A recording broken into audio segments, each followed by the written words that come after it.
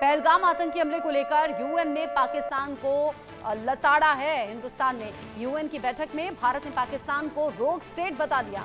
वैश्विक आतंक को बढ़ावा देता है पाकिस्तान, ये भारत ने कहा। साथ ही कहा भारत ने दुनिया से एकजुट होने की मांग की है। कहा है कि आतंक को लेकर और कितने सबूत चाहिए, भारत ने दुनिया से आतंक पर एकजुट होकर कार्रवाई करने की मांग भी की है। यूएन में पहलगाम में हुआ आतंकी हमला, ये मुद्दा न सिर्फ उठाया भारत ने बल्कि यूएन में पाकिस्तान को लताड़ने का काम भी किया और ये कहा कि पूरे विश्व को एकजुट होना होगा आतंक के खिलाफ। शक्तिशाली देश साथ में आए और फिर आतंक का खात्मा हो।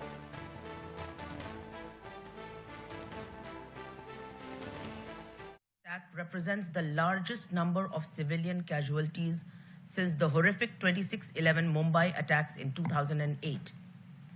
Having been a victim of cross-border terrorism for decades, India fully understands the long-lasting impact such acts have on victims, their families, and society.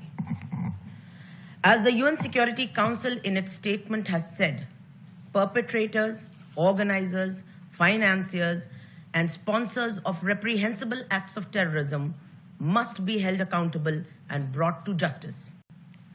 The establishment of the Victims of Terrorism Association is a significant step in this regard.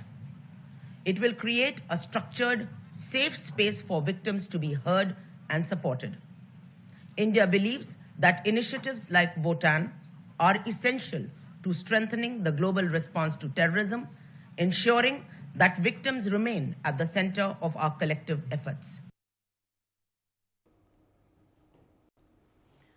Pahalgam हमले के बाद भारत की कार्रवाई से पाकिस्तान डरा भी हुआ है। लॉन्चिंग पैड से 30 से 50 आतंकियों को हटाकर बंकरों में भेज दिया है। जैश और लश्कर के आतंकियों को हटाकर बंकरों में भेजा है। पाकिस्तान को भारत की कार्रवाई का डर अब सता रहा है।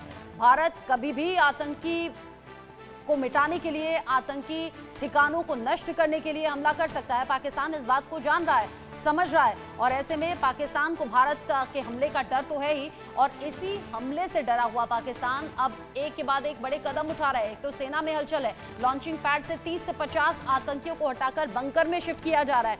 जैश के और लश्कर के ये आतंकी हैं, ये आतंक के बड़े चेहरे हैं जिन्हें सेफ सिक्योर अब किया जा रहा है, बंकर में शिफ्ट किया जा रहा है। इससे पहले जनरल आसिम मुनीर के बारे में जानकारी ये थी कि 4 दिन से उनसे कोई संपर्क नहीं हो पा रहा है, खुद जाकर बंकर में छिप गए हैं, अपनी फैमिली को विदेश में शिफ्ट